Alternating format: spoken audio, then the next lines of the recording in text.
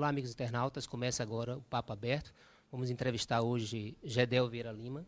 Gedel Vieira Lima é vice-presidente da Caixa Econômica Federal e presidente do PMDB na Bahia. Vai conversar com a gente aqui sobre vários assuntos. E ao lado da nossa mesa aqui, Ivan Luiz, da Rede Criativa, do Repórter Hoje, o Jeremias Silva, do Política na Rede. E é isso. Você pode participar com a gente também, dando sugestão de qual será a próxima entrevista nossa, através do Facebook, através do portal Classe Política, através da Rede Criativa Repórter Hoje, ou através também do Política na Rede. Já deu uma satisfação recebê-lo, e falar com você de política é uma satisfação. Você é um grande nome da política baiana, e a gente deseja saber de você, diante dessas mobilizações, desses manifestos que ocorreram na cidade de Salvador, em todo o Brasil, essa agenda que acabou forçando o Congresso e o Senado. Primeiro falar a vocês da alegria, segura aqui, da alegria de poder estar falando aqui com os internautas através desse espaço que vocês generosamente me abrem. Portanto, muito obrigado a todos. Olha, o que eu tenho para dizer a respeito disso, eu tenho que ter só cautela para não ser repetitivo. Primeiro, evidentemente, que como democrata, acho que é um avanço. A sociedade brasileira está participando dessas manifestações. Se dizia sempre que no Brasil não havia manifestação, não havia vulcão, não havia terremoto, não havia manifestação. Agora está aí manifestação, o que é muito importante para a democracia. E eu acho que, ao contrário do que alguns analistas políticos dizem e alguns outros políticos dizem, a pauta, ao meu ver, está muito clara, muito nítida. O povo está nas ruas, a juventude está na rua dizendo o seguinte, basicamente: nós queremos uma política decente, nós não queremos roubo na política. Nós queremos, sobretudo nós que precisamos do transporte público de massa para nos dirigir às escolas, ao trabalho, ao nosso lazer, transporte público de qualidade, com preço acessível, ou com preço compatível com a qualidade do serviço. Está dizendo de forma clara o seguinte: nós queremos médico no posto. Nós não queremos as emergências dos hospitais públicos transformadas na verdadeira guerra que é hoje. E nós queremos educação que permita que as escolas públicas ofereçam oportunidades iguais àqueles que frequentam escolas privadas. Eu acho que, fundamentalmente, é essa a pauta que está colocada, além da questão da segurança pública também, que nos amedronta a todos. Eu estou um pouco assustado apenas com a reação do poder público e com a reação dos homens públicos, que, na ânsia de encontrar respostas, talvez termine fazendo de forma atabalhoada. O Congresso Nacional começa a aprovar absolutamente tudo, que é bondade, sem ter preocupação com o dinheiro para efetivar. O governo vem com essa história de um plebiscito às pressas, que, ao meu ver, inverte a prioridade. Não é isso que a sociedade está querendo, apesar de reconhecer que a reforma política é necessária. Portanto, eu bato palma para as manifestações, condeno também os exageros que estão acontecendo, de violência e tudo mais, mas acho que é momento de se ter cautela, para que a resposta possa ser uma resposta que vocês confiem, que vocês acreditem, que vocês sintam que vai realizar e que mudanças vão chegar. Eu acho que é essa a avaliação que eu faço nesse momento. Gedel, você agora assume a direção do PMDB baiano, uma perspectiva de continuação do que estava sendo feito, ou de mudanças de rumos, ou apenas vai renovar a foto no painel dos presidentes? Não, veja bem, evidentemente que eu quero dar continuidade ao que vinha sendo feito com muita competência pelo deputado Lúcio, mas agora com outro viés. Eu acho que o PMDB, e essas manifestações têm também esse condão, tem, claro, que se preocupar em se fortalecer do ponto de vista de diretórios municipais, fortalecer-se em Salvador. Nós estamos fazendo um grande trabalho aí de PMDB nos bairros, levando o partido para mais próximo das pessoas, mas o PMDB tem que também se preocupar em falar para a sociedade cada vez mais, em apresentar propostas muito claramente definidas do que quer fazer, do que pretende fazer, de que forma deseja contribuir para a Bahia. Eu tenho dito isso assim com clareza, feito críticas muito duras ao governo do Estado, a sua inoperância, a sua incapacidade de, durante 8 anos, tendo apoio total do governo federal, fazer uma obra que mude verdadeiramente a cara da Bahia, né, e mostrando soluções, apontando caminhos nessas áreas que hoje se mostram prioritárias, mais ainda do que eram. Segurança, educação, saúde, geração de emprego, que são áreas que ficaram muito abandonadas no nosso Estado. Eu acho que o nosso desafio é esse. Como realizar? Nós vamos fortalecer muito a Fundação Ulisses Guimarães, né?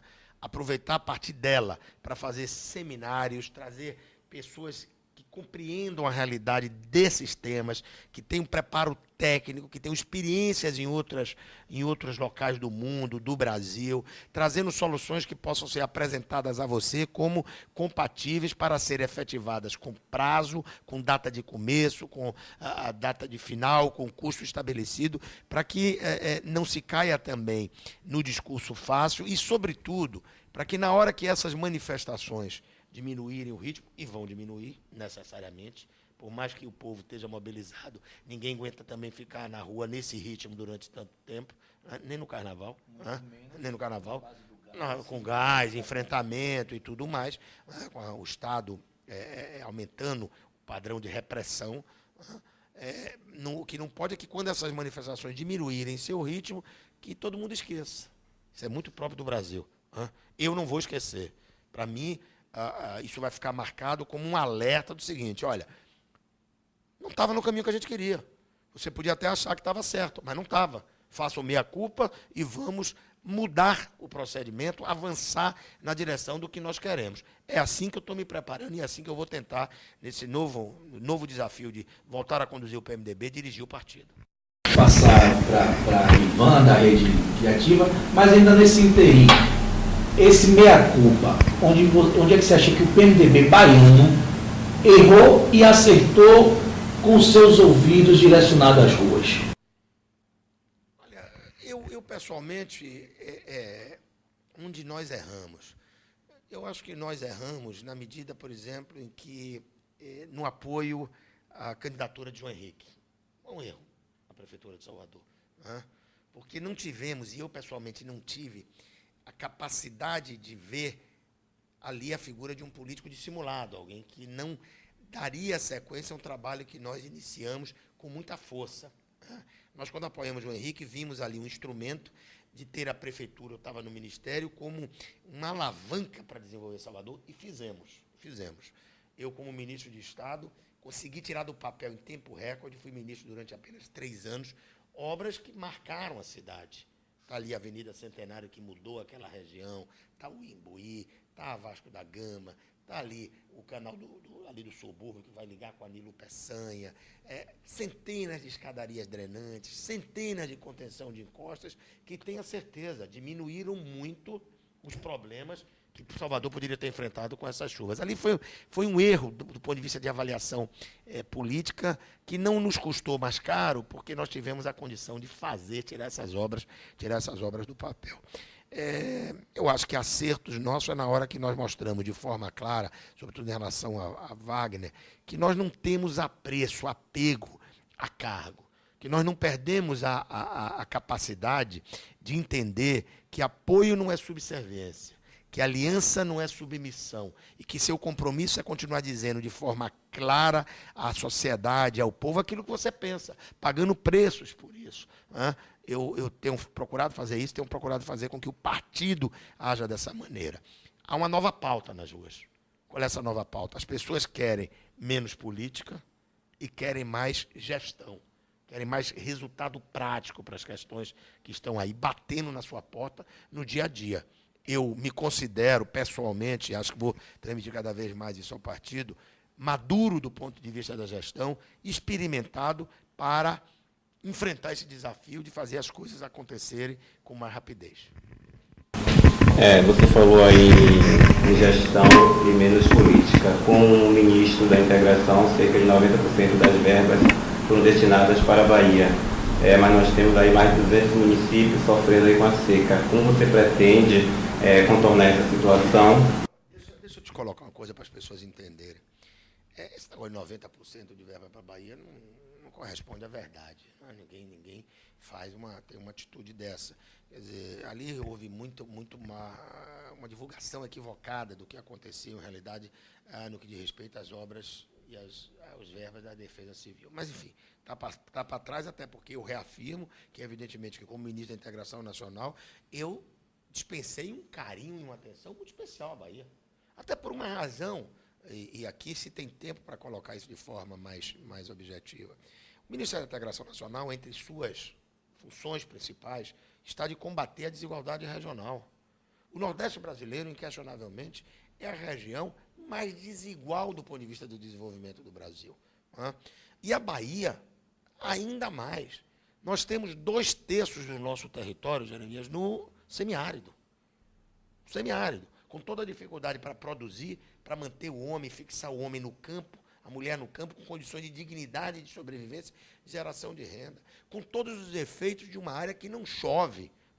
O que eu fiz foi colocar esses recursos à disposição do povo da Bahia. É claro que adversários políticos, isso é natural, sempre vêm com um ataque, fez politicamente, atendeu o PMDB, as prefeituras do PMDB, lero. É só fazer um levantamento que você vai ver que nós atendemos a todos. Eu há pouco dava uma entrevista, por exemplo, já dirigindo-me a sua pergunta de forma objetiva, mostrando o seguinte: eu acho que nessa questão da seca, o governo da Bahia atual, ele cometeu um equívoco grave. Havia um plano de recursos hídricos de 2005, ainda do governo Paulo Souto, que previa a construção de 6 grandes barragens no estado, aproveitando a bacia do Paraguaçu, bacia do São Francisco, ali Rio Gavião, Rio Onofre e outros, ao custo de cerca de 670 milhões. Essas barragens para acumular água, que algumas foram feitas, Justiça Civil faz no governo César Borges, Paulo Souto, como Pindobaçu, barragem do França, Ponto Novo, elas permitiriam que você, a partir dali, pudesse fazer investimentos em rede de distribuição com adutoras, levando água para dessedentação animal e para abastecimento humano, sobretudo nos grandes centros.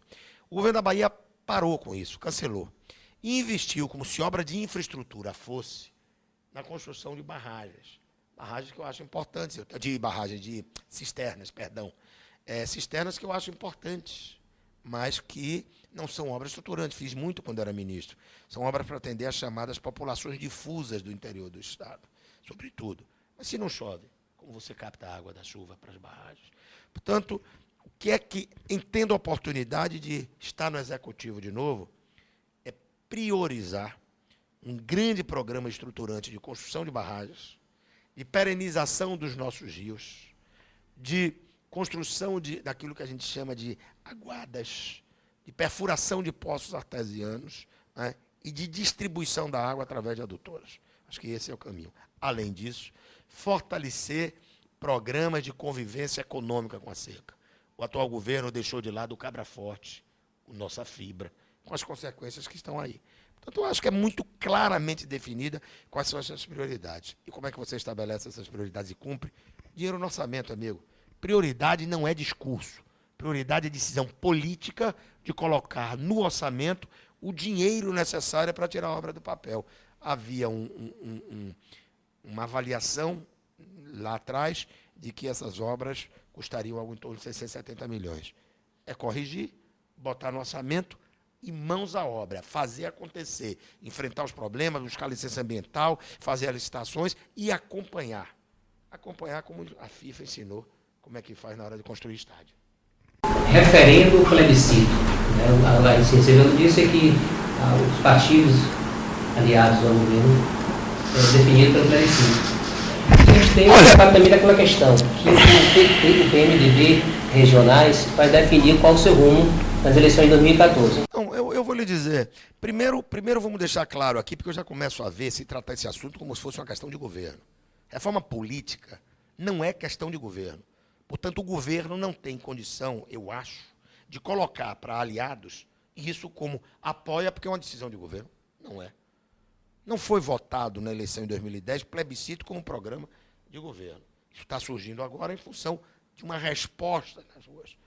Portanto, com a mesma coragem que eu disse que tenho que ter para colocar as coisas aqui em relação ao governo estadual, com relação ao governo federal, eu acho que você fazer um plebiscito agora, às pressas, em 90 dias, explicar a você que me ouve o que é voto distrital, o que é lista aberta, lista fechada.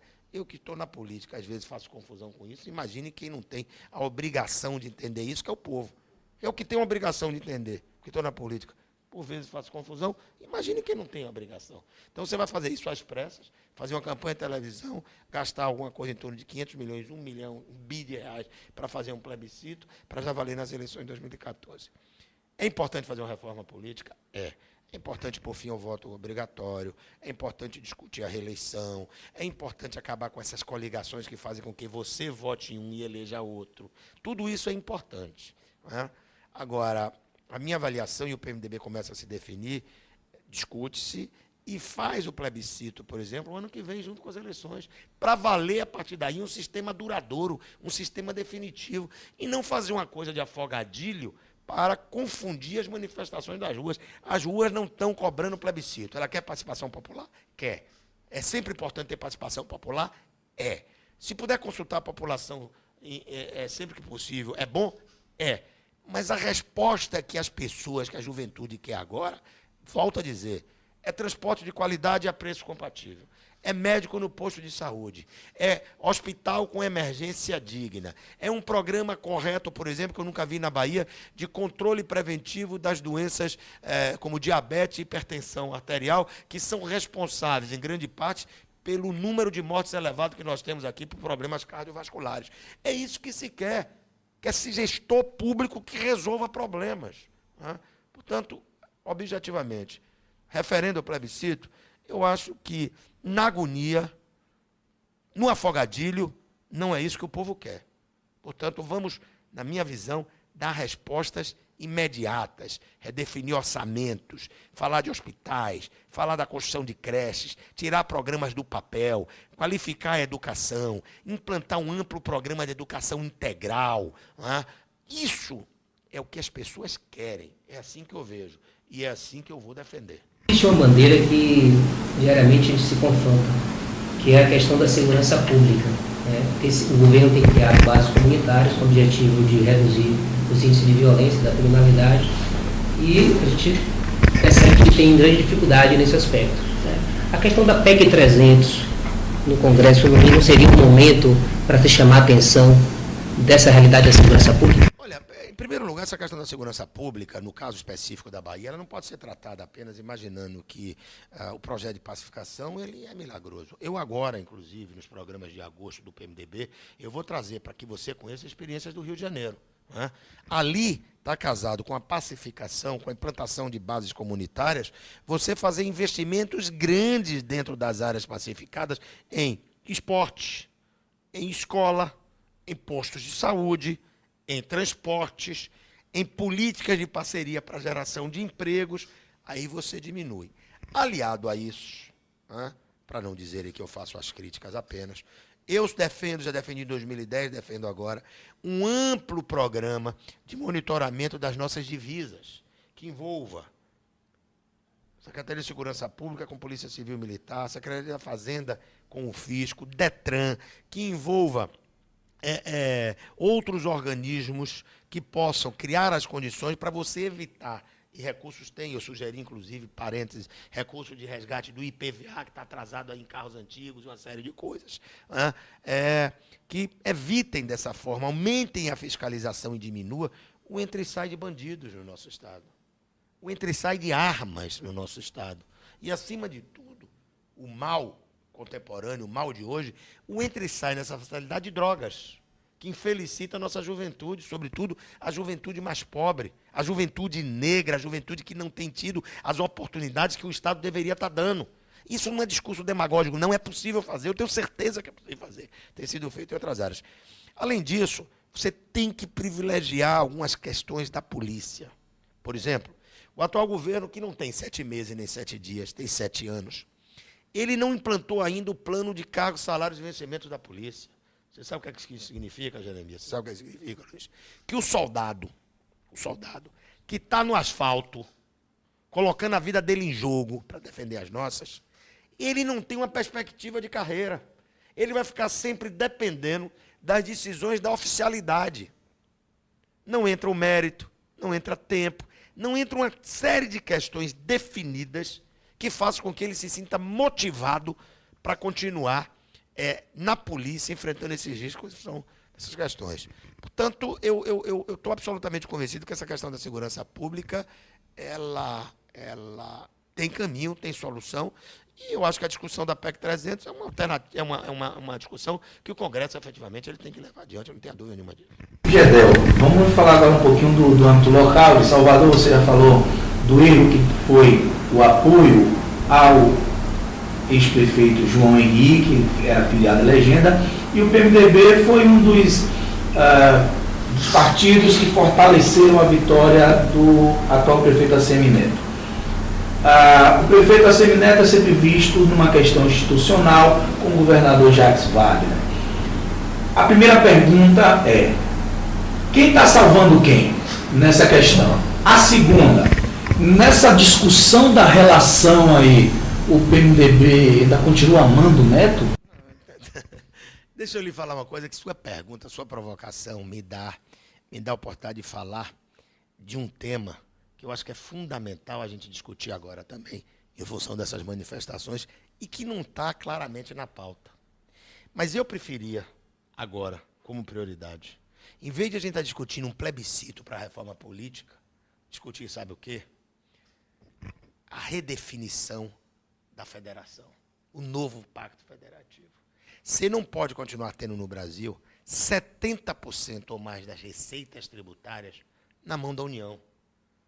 Ninguém vive no país, você vive no município, no seu estado. Se isso tiver redefinido, acaba, me desculpe o termo, uma das grandes esculhambações da política, que é essa história de você se elege com um discurso, você conquista o coração, as almas e a mente da sociedade e o voto. Se elege com uma posição, para logo depois que você tomar posse, tem que abrir um tal de um guarda-chuva onde cabe tudo embaixo. A governabilidade. Aí, como falta dinheiro para isso, para aquilo outro, você tem que manter boas relações, você tem que fazer isso, você tem que se entregar, você tem que ser amiguinho, você tem que não sei o quê. Senão, fica sediante que não chega o dinheiro federal para você fazer as obras. Isso é um dos maiores absurdos da política brasileira. Você não define lados, você não define campo. Porque a relação do prefeito Assemineto com o governador Jacques Wagner, ela não devia ser alvo de debate. Na democracia evoluída e madura, isso é absolutamente natural.